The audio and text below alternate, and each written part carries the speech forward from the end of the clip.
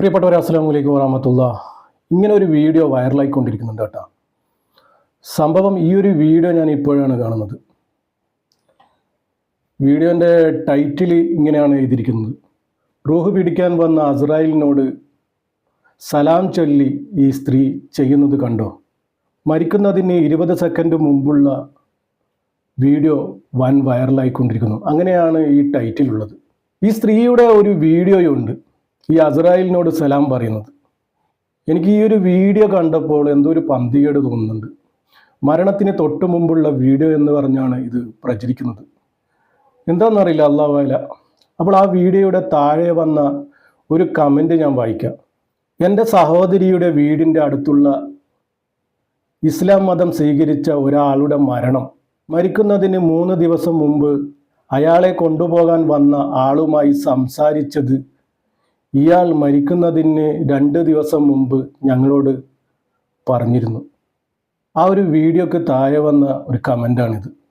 ഇയാൾ മരിക്കുന്നതിന് 3 ദിവസം മുമ്പ് ഇയാളെ കൊണ്ടുപോകാൻ വന്ന ആളുമായി സംസാരിച്ച കാര്യം ഇയാൾ മരിക്കുന്നതിന് 2 ദിവസം മുന്നേ ഈ കൂട്ടുകാരോട് പറഞ്ഞു അത്ര.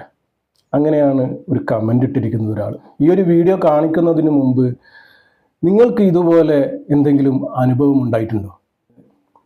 അങ്ങനെ ഉണ്ടായിട്ടുണ്ടെങ്കിൽ നിങ്ങളൊന്ന് താഴെ ഒന്ന് കമൻറ്റ് ചെയ്യണം കേട്ടോ. ഒരുപാട് പേർക്ക് ഇതുപോലെ പല അനുഭവങ്ങളുണ്ടാവും. അങ്ങനെ ഉള്ളവരൊന്ന് താഴെ കമൻറ്റ് ചെയ്യണം കേട്ടോ. എനിക്കുണ്ടായ ഒരു അനുഭവം പറയാം. കുറച്ച് വർഷങ്ങളായി എൻ്റെ ഒരു സ്നേഹിതനാണ്, 25 വയസ്സുണ്ടാവും. അവന് ജോലി ഹോട്ടലിലാണ്. അങ്ങനെ അവിടുന്ന് അവന് ഒരു അപകടം ഉണ്ടാവുകയാണ്. എയർ നിറക്കുന്ന ഒരു ഗ്യാസ് സ്റ്റൗ ഉണ്ടല്ലോ, പണ്ട് കാലങ്ങളിലൊക്കെ ഉണ്ടായിരുന്നു. ആ ഒരു ഗ്യാസ് സ്റ്റൗവിന് ഇവൻ എയർ ഇങ്ങനെ നിറക്കുകയായിരുന്നു. ആ സമയത്ത് ഇത് പൊട്ടി ഇവൻ്റെ ദേഹത്തേക്ക് തീ പടർന്ന് പിടിക്കുകയായിരുന്നു. തീ പടർന്ന് ഇവൻ്റെ ദേഹമാകെ കത്തുന്ന ആ സമയത്ത് ഇവൻ ഓടി അവിടെയുള്ള കിണറിലേക്ക് ഇവൻ ചാടാൻ ശ്രമിക്കുമ്പോൾ ആളുകളൊക്കെ വന്ന് ഇവനെ തടയുകയാണ് ഉണ്ടായത്. അങ്ങനെ ഒരുപാട് പണിയൊട്ട് ഇവൻ്റെ ദേഹത്തുള്ള തീയൊക്കെ അണച്ചതിന് ശേഷം ഹോസ്പിറ്റലിലേക്ക് കൊണ്ടുപോയി. 2 ആഴ്ചയോളം അവൻ ഹോസ്പിറ്റലുണ്ടായിരുന്നു. അപ്പോൾ അവിടെയുള്ള ഡോക്ടർ പറഞ്ഞത് അവൻ കിണറിലേക്ക് ചാടിയിരുന്നെങ്കിൽ അവൻ രക്ഷപ്പെട്ടേനെ. അവൻ നല്ലോണം നീന്താൻ അറിയുന്ന ഒരു വ്യക്തിയാണ്. ഇതിപ്പോൾ ഇവൻ രക്ഷപ്പെടാൻ യാതൊരു സാധ്യതയും കാണുന്നില്ല എന്ന് ഡോക്ടർ പറഞ്ഞിരുന്നു.